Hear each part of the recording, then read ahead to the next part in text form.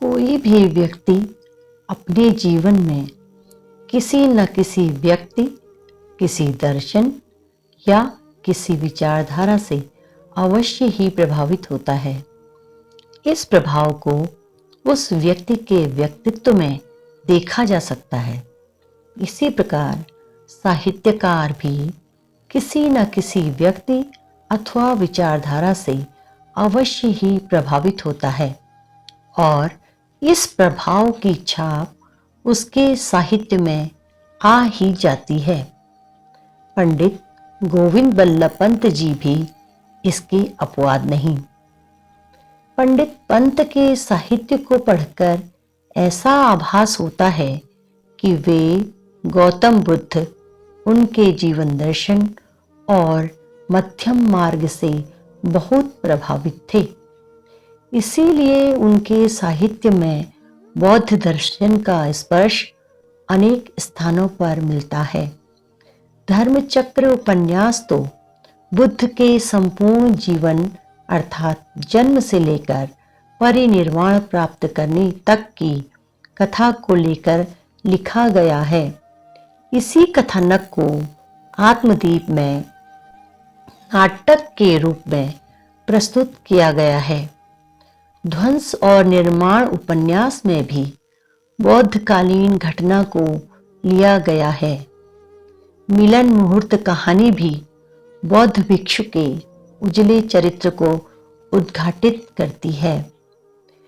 धर्मचक्र की भूमिका में पंत जी लिखते हैं, संसार में बहुत पहले अमीर गरीब और ऊंच नीच की भेद भावना मिटा समता और स्वतंत्रता का संदेश बुद्ध देव ने दिया। आगे वो लिखते हैं, बुद्ध का दर्शन कोई धर्म नहीं, एक प्रकार के सुखी जीवन की प्रणाली है, शांतिपूर्ण कार्यक्रम। संसार कितना ही वैज्ञानिक और टेक्नोलॉजी से परिपूर्ण क्यों न हो जाए, अंत में उसे स्थायी शांति के लिए सत्य और अहिंसा पर ही आना पड़ता है। अहिंसा का उदाहरण प्रस्तुत करता मिलन मुहूर्त का नायक उपगुप्त सिंह का ग्रास बनने को तो तैयार है, पर वह उसकी हत्या नहीं करना चाहता।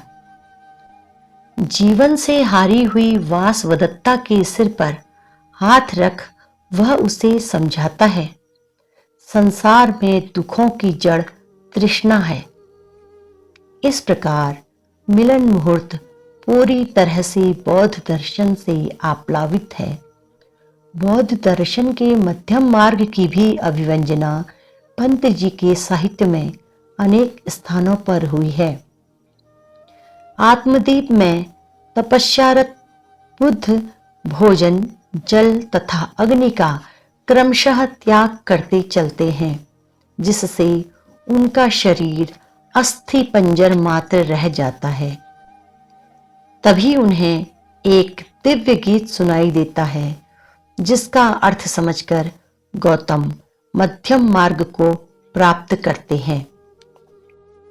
वे कहते हैं, शतरस भोजन से पेट फुला लेना और फूलों पर ही अघोर निद्रा वीणा की तारों को कस देना है।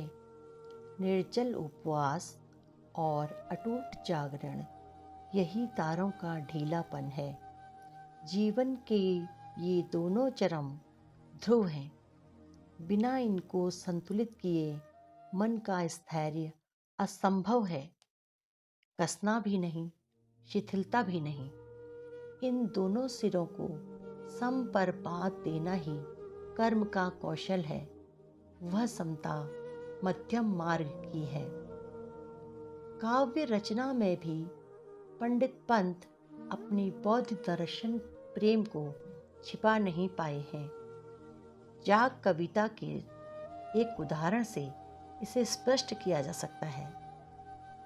विकल न हो दुख की छाया में, विकल न हो दुख की छाया में, मुग्ध न हो सुख की माया में।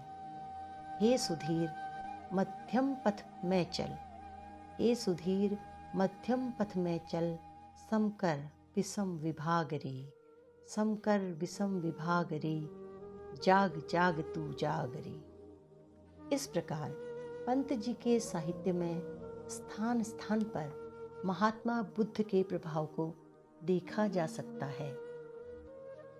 पंडित पंत जी चित्रकार और कलाकार भी थे। उनका यह व्यक्तित्व उनके पात्रों में भी यत्र तत्र दिखाई देता है। पंत जी के नाटकों में ही नहीं, उनकी अन्य साहित्य विधाओं में भी इस प्रवृत्ति के दर्शन होते हैं। अधूरी मूर्ति नाटक का नायक मंजीत, गुरुदक्षिणा का एकलव्य, अजंता का तक्षक का हरि कुशल मूर्तिकार हैं। वरमाला और अंतःपुर का छिद्र के सभी मुख्य पात्र कुशल गायक अथवा वादक हैं। अंगूर की बेटी के बनवारी बाबा भी बांसुरी बजाते हैं। गीत की प्रतियोगिता कहानी का नायक मुरली कुशल बांसुरी वादक और गायक है। आधी रात का गायक एकांकी के नायक महाराज उदयन कुशल वीणा वादक हैं। इस प्रकार पंत जी के साहित्य में अनेक पात्र ऐसे हैं जो किसी न किसी कला में निपुण हैं।